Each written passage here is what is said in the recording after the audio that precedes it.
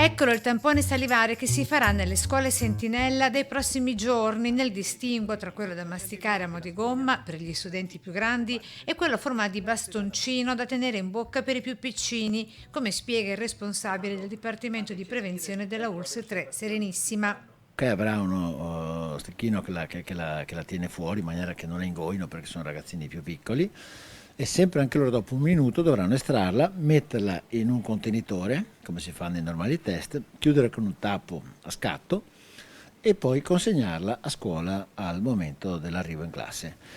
La scuola provvederà a raccogliere il materiale. Questi tamponcini con il loro contenitore hanno già delle etichette che noi prepariamo precedentemente e nella stessa mattina saranno già in laboratorio di microbiologia.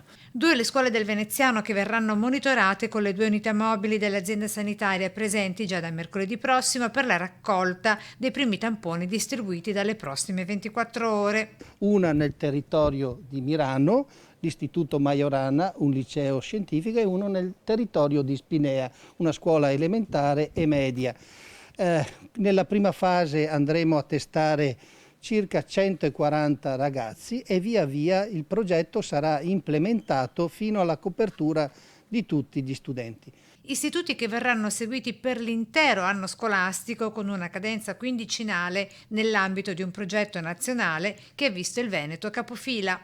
Ricordo che questo è un campione che non è fatto all'interno della ULSS 3, ma è un campione che ha una significatività se visto all'interno dell'intera regione e facendo poi riferimento al progetto nazionale.